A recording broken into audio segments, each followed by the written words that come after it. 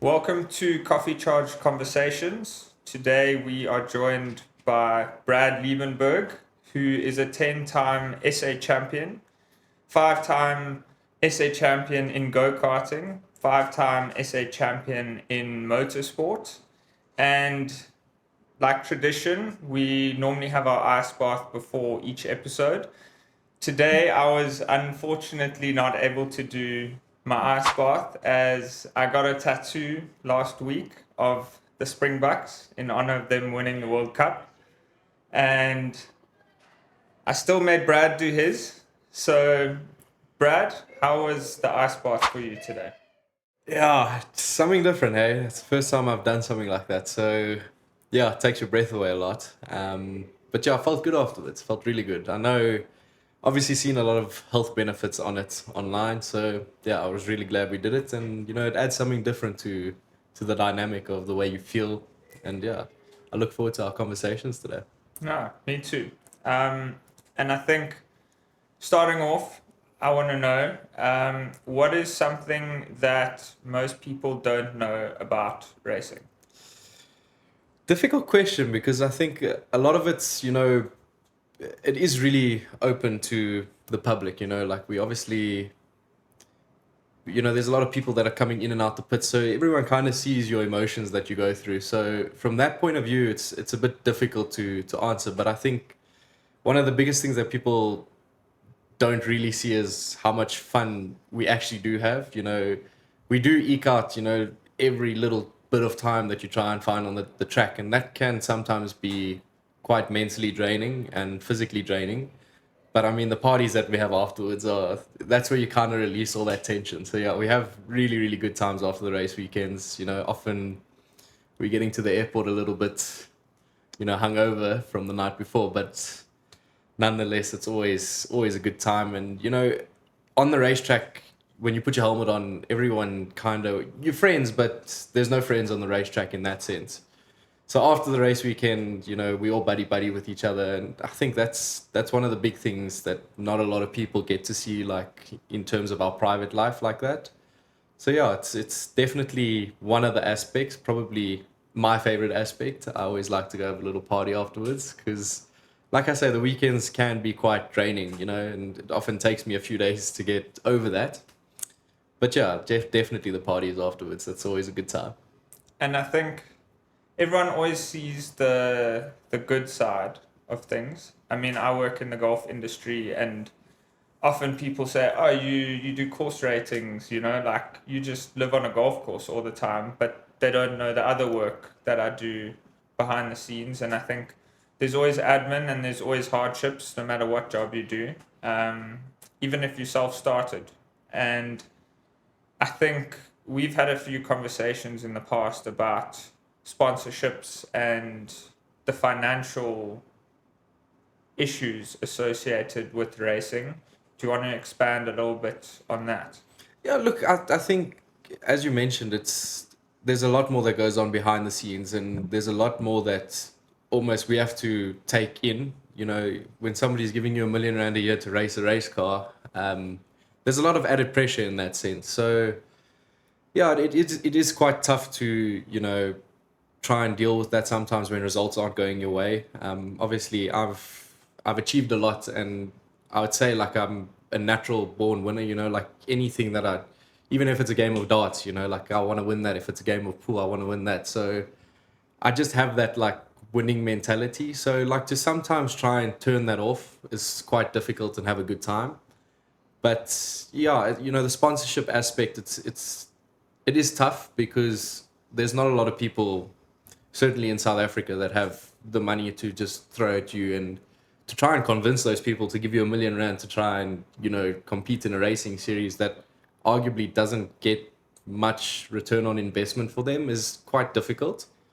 So yeah, doing like things, on the side, trying to do activations for the companies, trying to do whatever it is, away from racing is quite important as well. But yeah, like racing is it's always a joy. It's always good.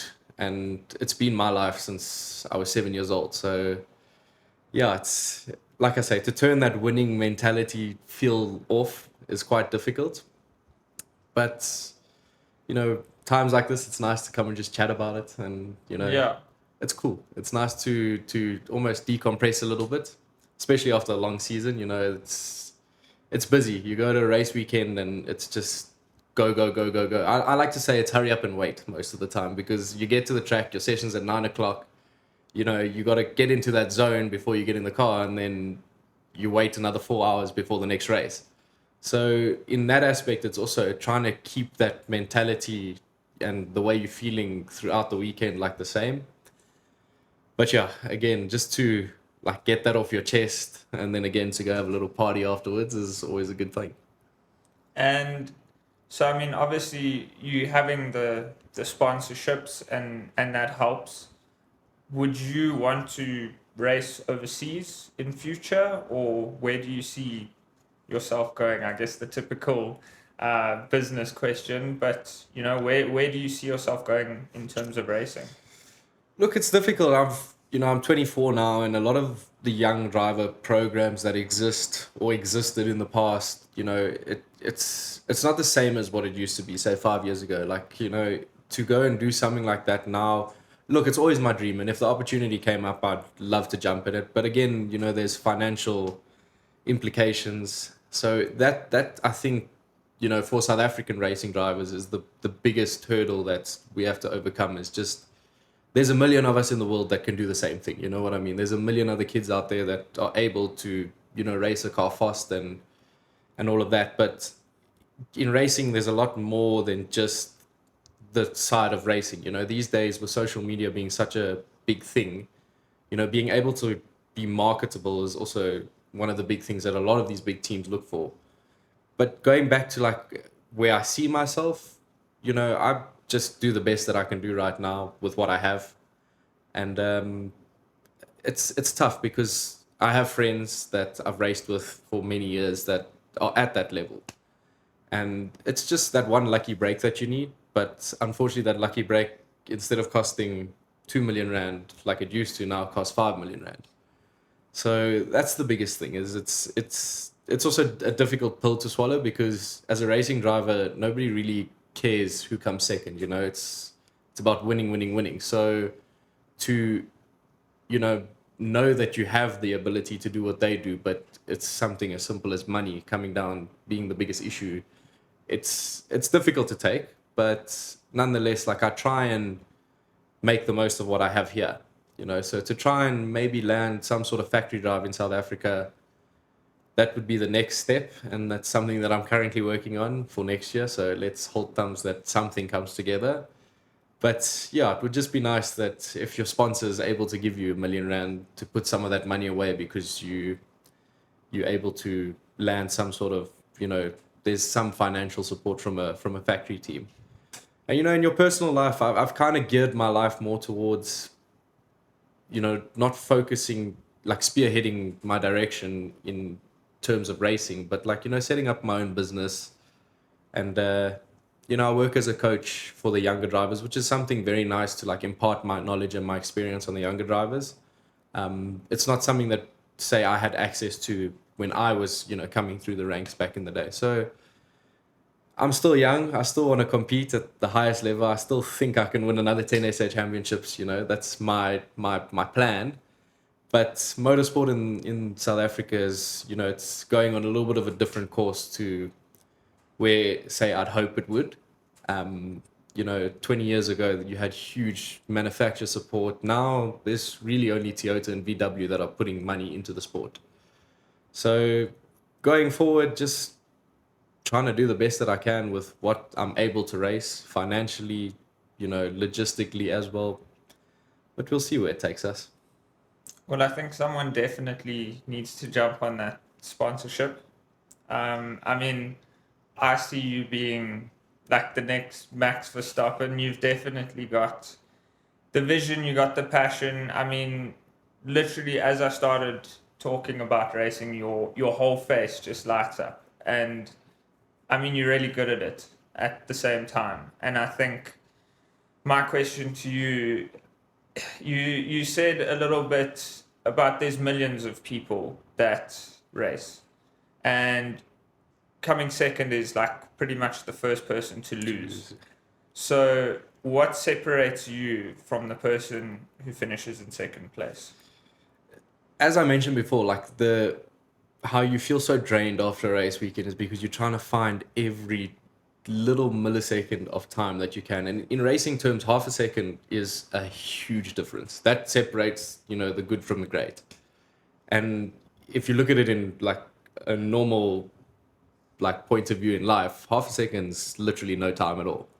So I think that's the biggest thing is, on a race weekend, me being 2.5 tenths, 3 tenths faster than somebody else, again, in racing terms, it's massive, massive, massive. So that's why I say like it pulls everything out of you. And like for 3 days after a racing event, I'm finished. I like mentally, I don't want to do anything. I'm not like say physically tired, but like you wake up in the morning and you just don't want to think. You know what I mean? Yeah. Like you're kind of on autopilot. You've given a lot of your like attention and everything into all the minor details. So the biggest thing I'd say, again, there's the marketing aspect, but I mean, it's not too difficult to sit in front of a camera and speak. I find it easy. That's probably just me. It could just be me, but the biggest thing is, just eking out little, if it's half a tenth here, half a tenth here, half a tenth here, you put it around a lap with 8 turns and you half a tenth faster in every turn. It adds up very quickly to like 0.3, 0.4.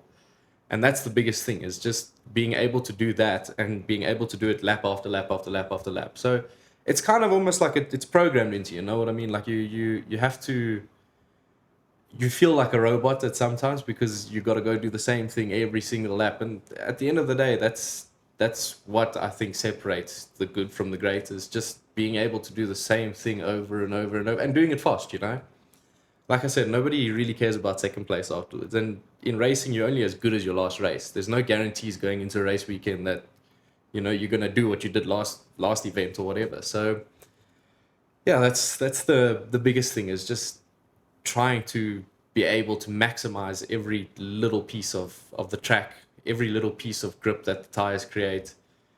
And, yeah, obviously over the weekend, you got qualifying such an important aspect in racing because it obviously sets the grid for the racing and it also sets the tone, like your tone on the weekend. Like if I go into a race weekend and I struggle through practice, mentally like you start doubting yourself even though I've achieved what I've achieved, but it's because it's so like small, the time differences between it's so difficult to like stay on top of that and going into a race weekend with such a strong mentality. And I've been able to do it for the last few years, but sometimes you feel like, what could I have done more?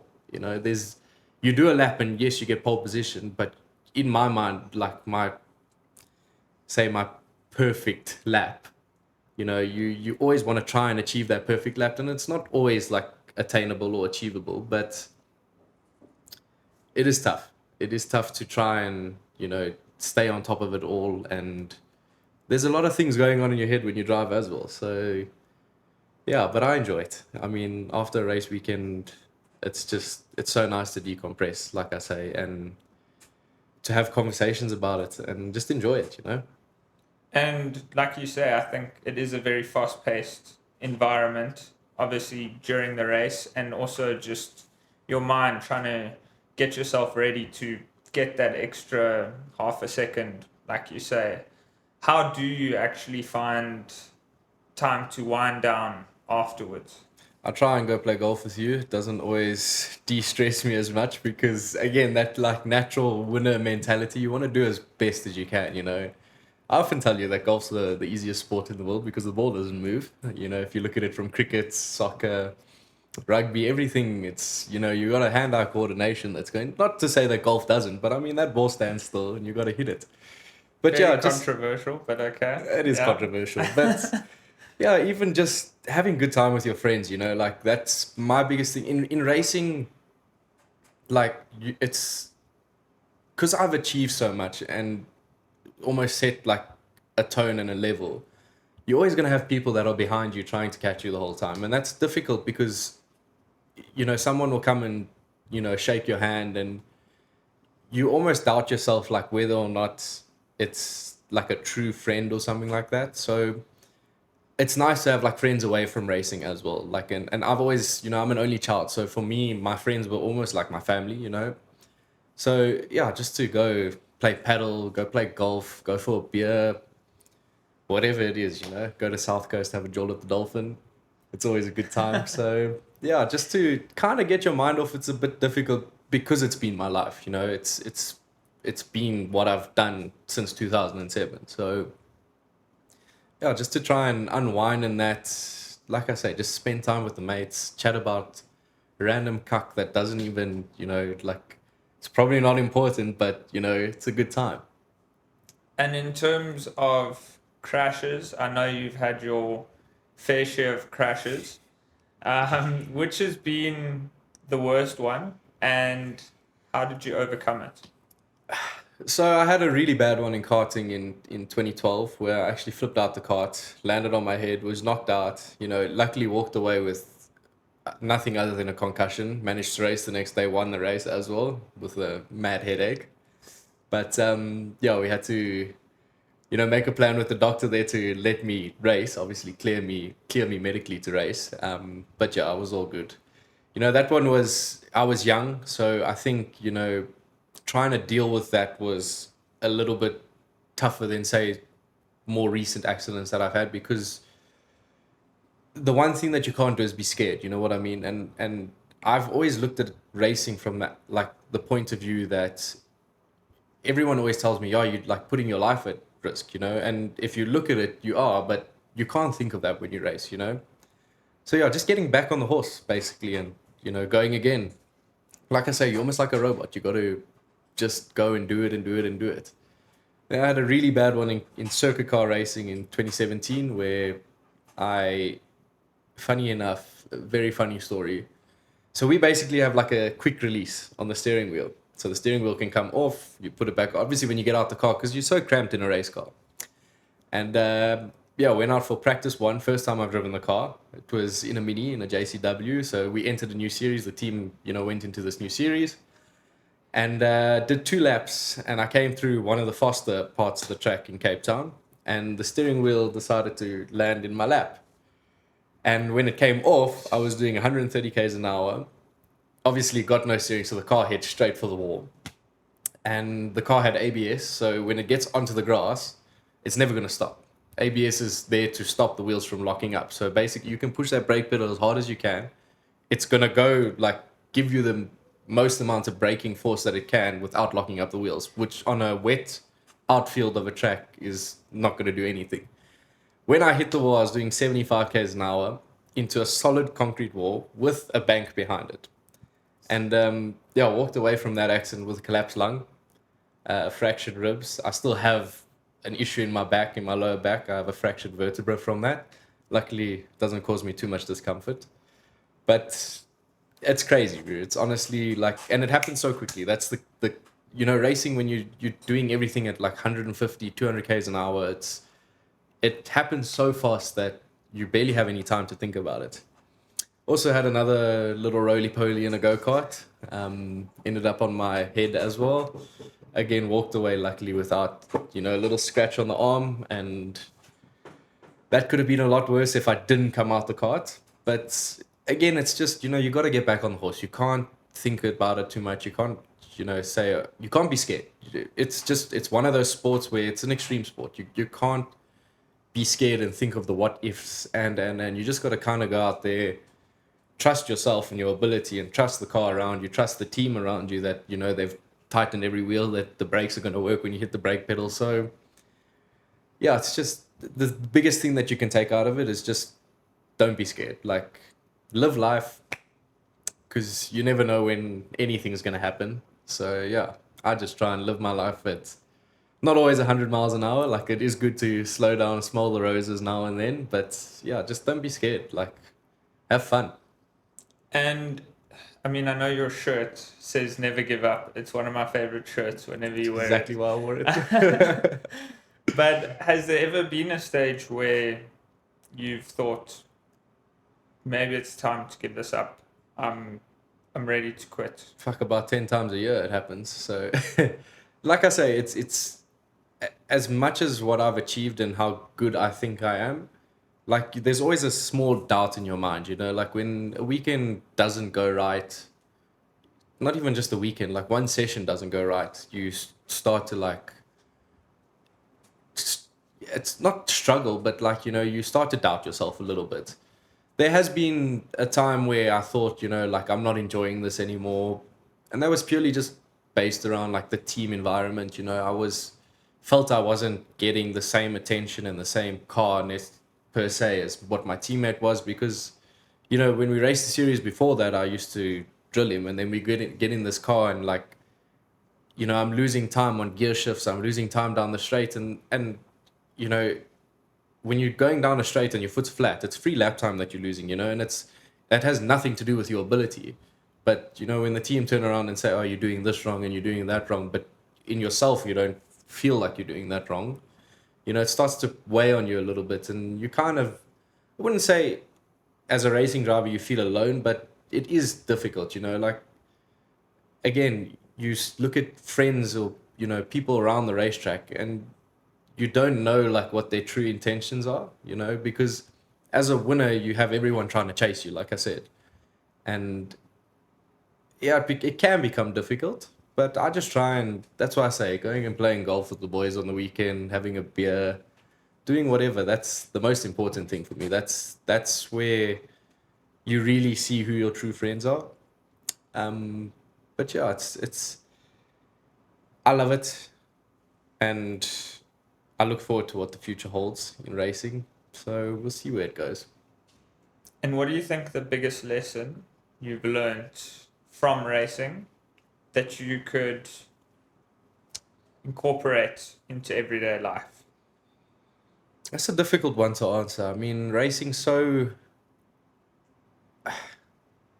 it's so fast paced, and I'm not like that, you know. Like I like to slow down and have a good time. Otherwise, you know, before you know it, you're 50 years old, and maybe you know brakes are there just to slow you down. Maybe that's the lesson that I've learned from racing. But yeah, just being professional as well. You know, wearing your heart on your sleeve. I think you know it's.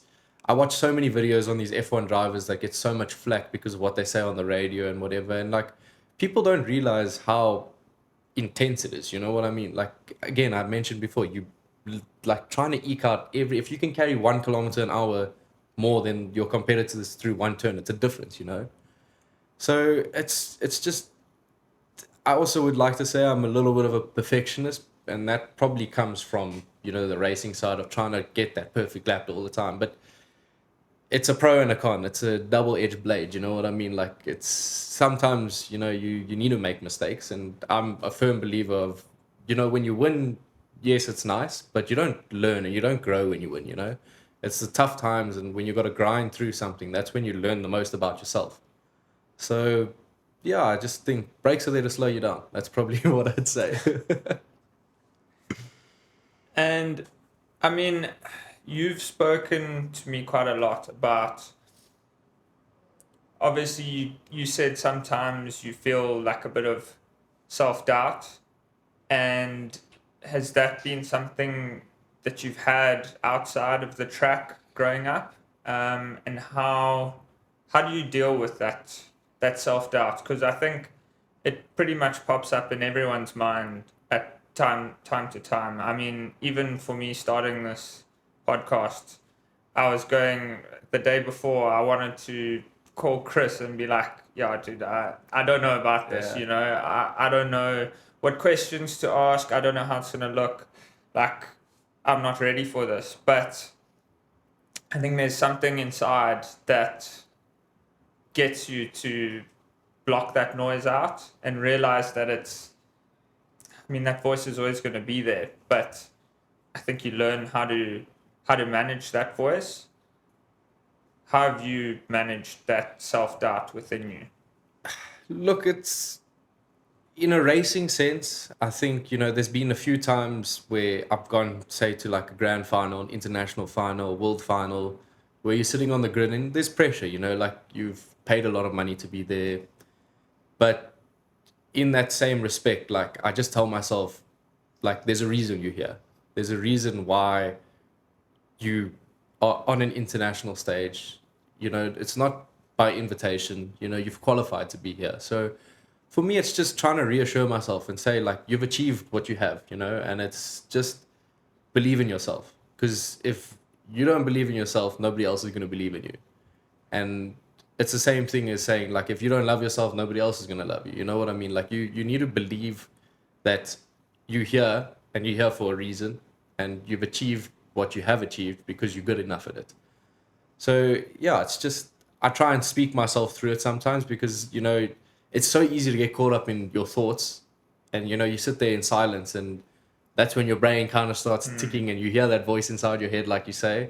And sometimes just speaking it out, like actually saying to yourself, like, I've done X, Y, and Z, and I'm here for a reason. That certainly, like, to hear yourself say it is what really, really helps me, you know, get through it. So I can relate with that. I also tell myself how caca I'm at golf. So Yeah, it's easy to get frustrated and in your head on the golf course. I actually started therapy this year, and it's been a massive benefit for me. I think I've always battled a little bit with self-doubt, anxiety, and in certain situations, I mean, I still get anxious for sure. That doesn't go away. Just like that voice in my head that doubts myself sometimes doesn't go away. But I've kind of learned to not block the voice out, but work with that voice. And like you say, it's like breaking it down. Why am I here?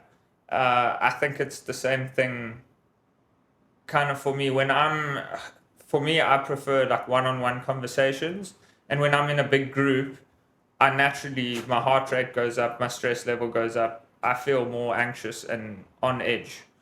And in those moments, through therapy, what I've been doing is kind of slowing the process down and not why do I feel anxious? Why do I feel stressed? Like, Mike, you shouldn't be feeling like that. Instead, I work with it and I break it down. Okay, you're feeling stressed. Maybe your like throat closes in a bit, or you can feel it in my shoulders, for example. And I think breaking it down just yeah, it actually makes you come back down to earth, and you realize your problems aren't as big as you making them in your head. Yeah. But yeah, I think from the vibe that I get from you is I could never see you in an office job. I mean, you are so passionate about racing, you haven't even had a sip of coffee yet because you want to talk about it. Yeah. And I think that's awesome. And I guess my question is, how important is it to be passionate about something? It gives you a purpose, you know what I mean? Like you have to live your life kind of with a purpose, you know what I mean? Otherwise then that voice in your head's like, why am I here? What am I doing? You know, like, and that's when I also get anxious sometimes. That happens a lot. But it's just to be passionate about something means you care, you know what I mean? And to care about something, it again gives you that little bit of purpose, you know? So racing's been my life, and there's ups and there's downs, and mostly ups. Like, that's how I try and look at life, is that, you know, it's a glass half full and not half empty.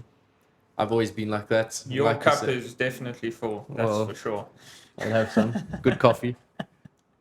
Cheers. But yeah, I think you show that in everything you do. Seriously, I mean, every time we've interacted, I've just felt like you're very chilled, and I think that definitely helps in a racing sense because you're able to slow those thoughts down. And do you think that life is something that needs to be taken seriously? I mean, obviously there's certain times where you need to be a little bit more serious than others, but yeah, when would those times be for you? See, for me, like, as you mentioned, I'm not that office type of person. I don't want to deal with all the schlep that comes with corporate job and everything. So for me, it's, again, that whole conversation of trying to eke out every little, like, that's my serious time. You know what I mean? And I'd say, like, when you're on the racetrack, I feel way more calm than when I'm sitting in the pits trying to analyze a session, trying to analyze the data. You're going over your footage, seeing where you can go faster. Like, but when you're in the car, I mean, I mentioned it to you earlier, like if I struggle to sleep at night, I try and visualize me driving a lap around a track. That's my, like, calm place. You know what I mean? And then, yeah, it's just, you got to be serious in some aspects in racing. Like, obviously, when the racing starts, your heart rate's a lot higher at the start than what it is after lap 2 or 3, because it's just getting through turn 1 and trying to, like, make sure that there's no incidents or whatever, and that you're going to make it to the finish. And the biggest thing we always say is you're never going to win the race in lap 1, turn 1. So, yeah, my calm spot is just going to South Coast, having a beer with the boys, going to the beach, going for walks on the rocks there, going fishing with the boys. But, yeah, it's just, you got to be serious in moments. I think those serious moments, you'll know when you need to be serious, Certainly for me, when it comes to racing, like, you can read a room, you can read, other body languages of other drivers.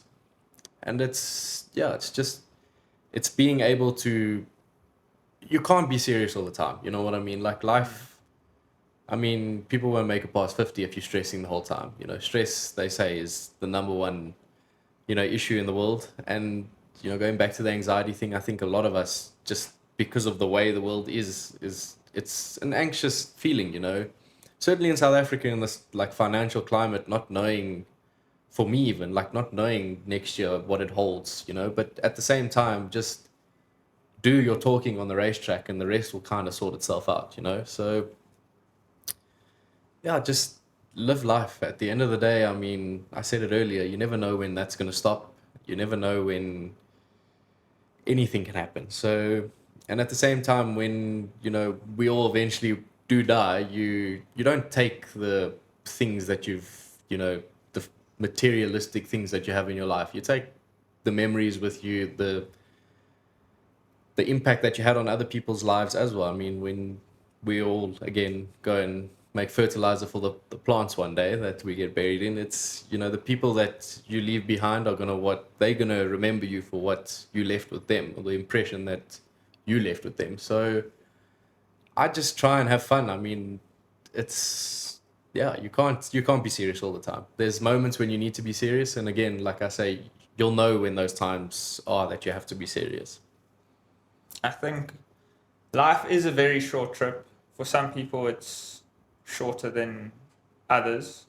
I mean, for me, obviously, losing Kyle as one of my good friends in school was a very big reminder of that from quite a young age. It's such a short trip, and I feel like we do often just take it too seriously, and we get so caught up in something that, in the, like, bigger scheme of things, it's not even that important. Yeah. And I mean, I don't know, I just feel like in my life I stress on the small things way too much. And it's definitely something that I'm trying to work on. But I feel like, and I said this before in a previous episode with Guy, I kind of feel like when things are going, like when I'm super present, I know that I'm doing like something that's good for me. So, like, when I do the podcast, for example, when I play golf, I feel the most alive. And I think you're probably the same on the racetrack, because, I mean, you're present. If I tell you something, you listen. And I think Michaela gives me a lot of crap for that sometimes because you know how girlfriends can be. 100%. And Can't yeah, live with them, can't live without them. 100%. But, I think listening is definitely something that I need to improve on. But yeah, I think being present is definitely something that is overlooked. And how do you find ways to be more present? It's difficult because like sometimes I find myself not being present, you know what I mean? Like my head's often in another space, but like having a conversation with you sitting here in the studio, like I feel like I'm here, I feel good, I feel like I'm living, you know what I mean? But it is easy to like lose that, you know, like I often find myself just staring into like the abyss sometimes, and there's just not really much happening upstairs, you know, it's just kind of looking and wondering. And but again, like going back to the racing, it's just when I'm in that car, it's like it's me, it's that car, it's the tires on the track, the brakes on the car.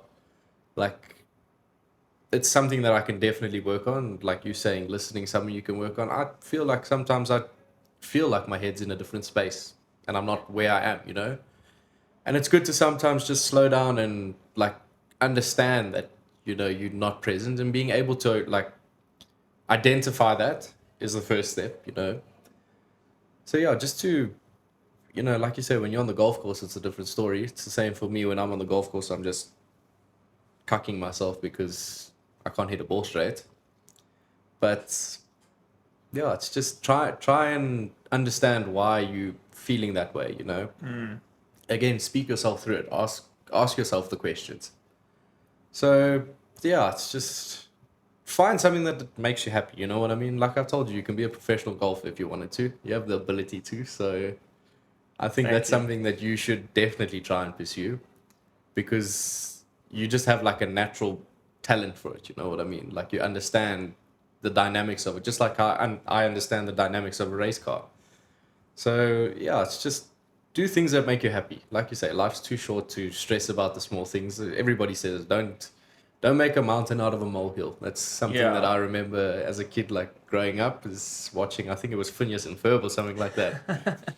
So yeah, it's just try be present, be happy. I know that people say that you can't always choose to be happy, but if you try hard enough, you can. You know what I mean? Like it's wake up in the morning and just see life as the glass is half full, not half empty. And you spoke about like your younger days. Who were you growing up? Like who was, let's go 13-year-old Brad, and how has that person shaped you into who you are today? I looked like Justin Bieber. I had the long hair, the long blonde hair. So yeah, that was a good time going through that. But you know, I came from a home where my parents got divorced at like a pretty young age for me.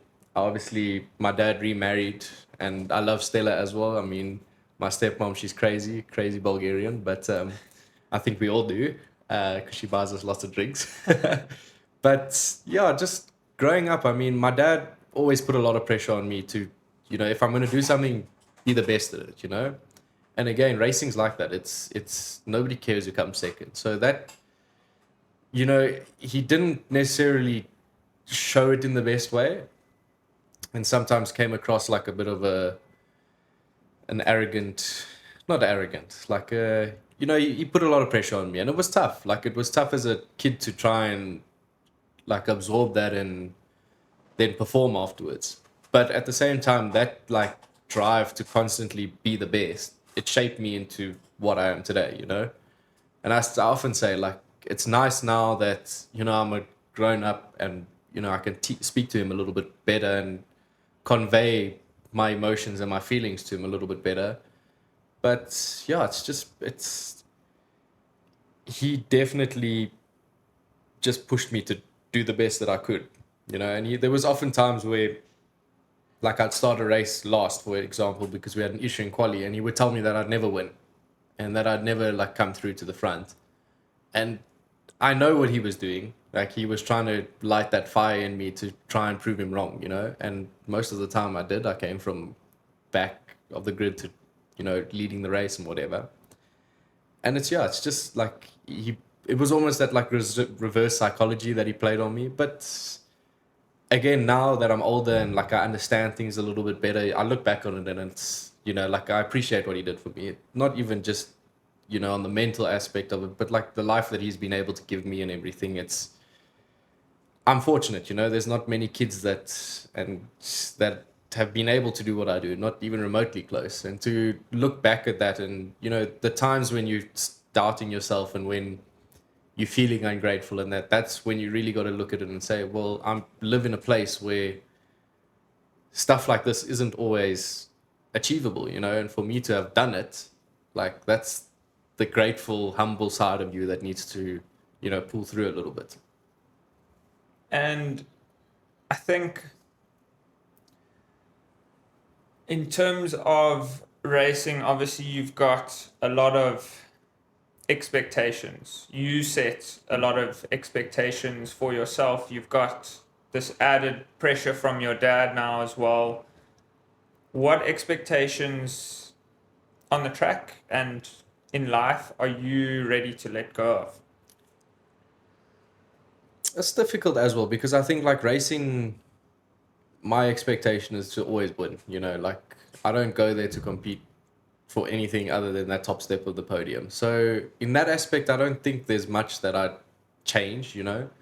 In my personal life, like learn who your friends are, you know, like as you get older, like your friend groups separate a little bit, you know, certainly it's happened with us, like with my friend groups from school. And you find new friend groups at the same time, which is also nice. But like, you know, just managing your expectations with, you know, certain people and it's tough because when you're at school, like you had all the bras and it was a good time, you know. And I like often look back. I drove past the school the other day, and like just looking at the field and all of that, like all the memories, like just start coming back to you, you know. And it's nice, but at the same time, like the one quote that's on the wall here is, you know, like your memories only take you backwards, your dreams take you forward. So, like that's something that you must. It's always good to look back on the good things, and it's good to look back on the bad things as well because you learn from it, you know. So just manage your expectations with people. Certainly, I've always been able to be a people person. Like I don't like to, you know, I like to please people. You know what I mean? I like to. If you want to have a conversation with me about whatever, I'm there to listen to have your conversation. You know, I've felt like I've always been open to that, you know. And I grew up, obviously, like I said, my parents were divorced, and I grew up a lot with my mom. And she was also of that, like, you know, understand your emotions, like, understand what makes you upset and that. And that kind of, it's driven me and pushed me into the direction of being like a people person, you know. And just have time for people, you know. Like, you never know what conversation you have with, like, it might be so unimportant to you, but it changes their life. You know what I mean? You never know. Like, certainly in racing, I have a lot of kids that look up to me. And just that 5 minute conversation that I give to them, or 5 minutes that I let them sit in my race car, like, for me, it's so inconsequential in that sense that I'm going to get in the car, I'm going to forget about it when I'm racing, but that kid's going to see me driving around the track. And, like, it changes his life. You know what I mean? It can change his life. So that's the biggest thing, is just have time for people, you know? But manage your expectations with people, because sometimes I read something the other day along the lines of people sometimes want you when they need something, and when that need is fulfilled, you never know what character you're going to get out of them. So that's why I say manage your expectations and find who your true friends are, because at the end of the day, they're going to be the ones that are going to carry your coffin one day. You know, like they're going to be there. They're going to be there for you, you know, in any time of your life as well. I think for me, expectations is also something that has been like quite a heavy burden that I've put on myself. And I've felt it from society, from friends. Um, I feel like probably the biggest expectation is where I should be at different ages in my life. You know, leave the house by this age, get a girlfriend at this age, married at this age, baby, house, everything. And throughout school, I used to worry about that so much. Going into varsity, I did as well, but to be fair, I still had a draw in varsity. But yeah, I think, there's something beautiful about letting go of those expectations and just living, enjoying the moment. I mean, like you say, you never know when the next moment is going to be. And going back to your point earlier, I feel like in the past, when you get your mind stuck in the past, you're never able to move forward. Mm. And I know that I've got a lot of friends, and I've realized recently which ones are still trapped in the past. And I like to obviously chat about good memories we've had together, but I mean, if every time you're seeing someone, you're getting reminded of a different time you guys were in Cape Town, or South Coast, or remember the time we did that, and you're like, yeah, you've mentioned it quite a few Yeah. times. I think, there's, Make new memories. yeah, I mean, I never want to see varsity as the good old days. Mm. I want to see You're them still young. as good memories, but I just feel like if you live like that, you're not letting your mind open up to the possibility of having great days in future. I mean, those might be the shit days. Mm. Maybe my best days and your best days are still to come. And I never want to be trapped in that way of thinking that as you get older, life gets worse. Mm. I think for me, I wanted to ask you, what is one thing that you'd really like to achieve before you die? It's another difficult question to answer. Like, I'd like to leave a legacy behind of like someone that's approachable. But like they often say that you should never meet your role models because you're always going to be set up for disappointment. And for me, like I don't want that. I want the kids that look up to me, I want them to remember me for like taking the time out of what they perceive as a busy life to still have a conversation with them, still help them. Again, like I'm a people person. I don't want to be, you look at all these footballers that don't even have time to sign autographs for fans, but without like nobody is who they are without the fans. Like that's the most important thing. So it's a difficult question to answer. Like yeah, it's tough. I think just leaving behind something that people will remember you by. I don't have an expectation of like, obviously I'd like to start a family but it's just being able for like just having something to people to remember you by. It's a tough question to answer. It is. So, I don't know. What would you like to have? Before I die? Yeah. I think, whew, I swear, sometimes I prepare these questions and I don't think about answering it myself. I wouldn't say it's a legacy, but I want to leave like my mark on the world. I don't necessarily want to be famous, but I want to have a positive impact on as many people's lives as I can. I wouldn't say that I get it right all the time, and often when I'm stressed, I don't feel like I'm the person that I want to be.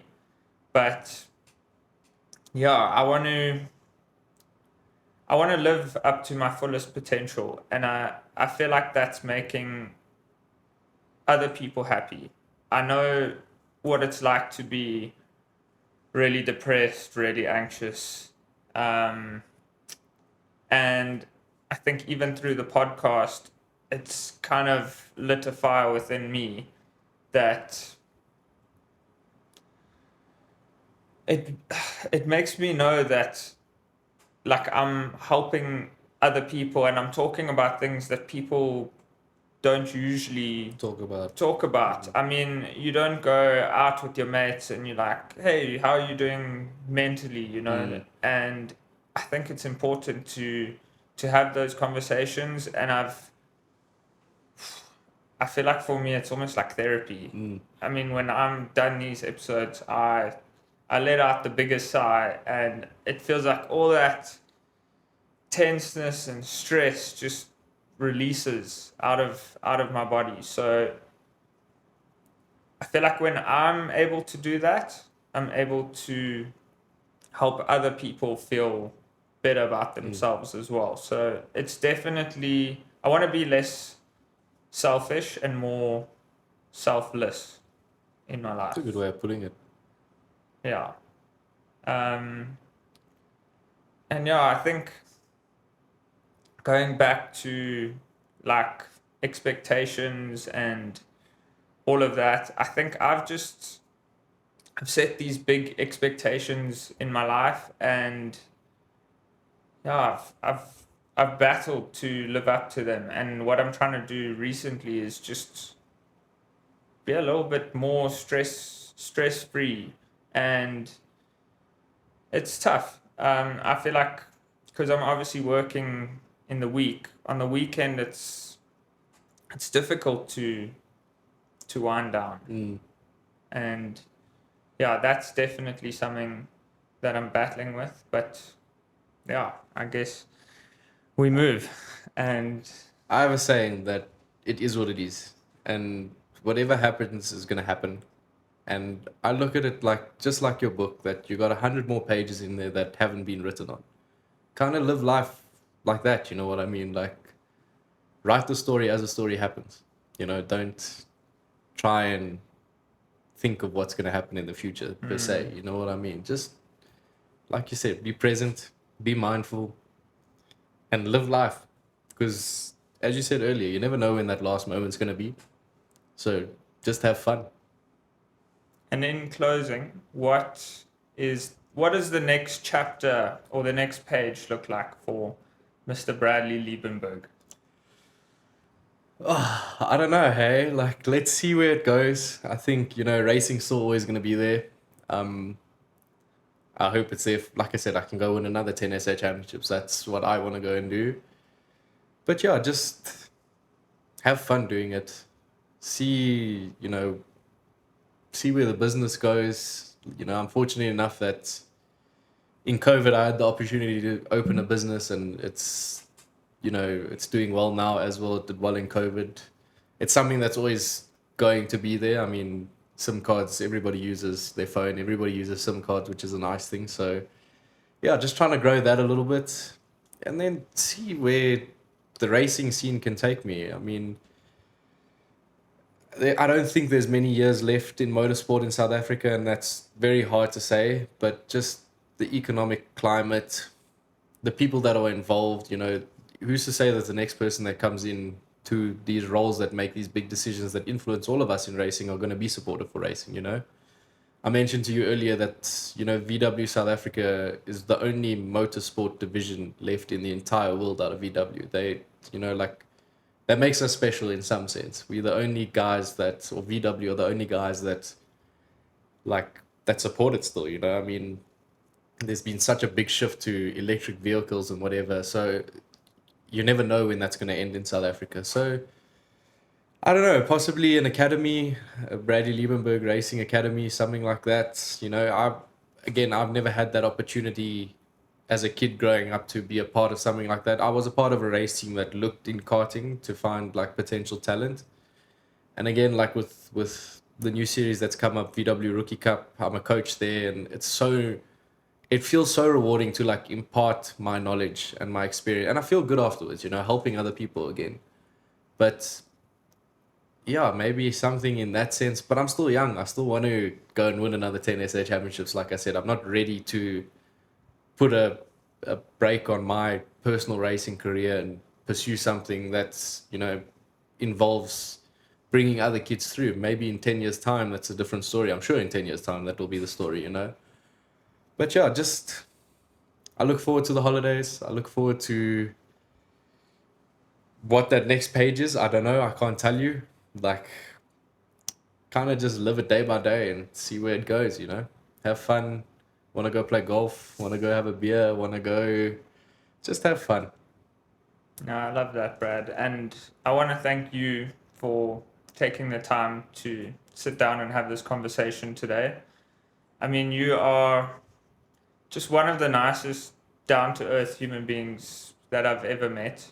And I mean, we have these conversations on and off camera. And yeah, I just want to thank you for giving your time, your energy, and yeah, I mean, you're amazing. And I really do wish you the best with the racing, with the SIM cards. And yeah, lots of love, Brad. Thanks for having me, Mikey. It's always good to come chat to you. It's like you say, we have these chats on and off the camera, but yeah, I look forward to going to South Coast for many more years. When we're old, when we have kids, we'll teach them the ways like we did. Maybe beat them a few times on the pool table like we always do. But yeah, thanks for having me again, boy. It's always nice to chat to you. We always have a good time, whether it's on the rocks at South Coast, whether it's on the golf course at Danefern, whether it's in the studio talking about whatever. But it's been awesome, boy. It's nice to have you as a mate, and I look forward to our friendship and where it grows in the future, and let's see where it takes us. Likewise. Thanks, Brad. Always, boy.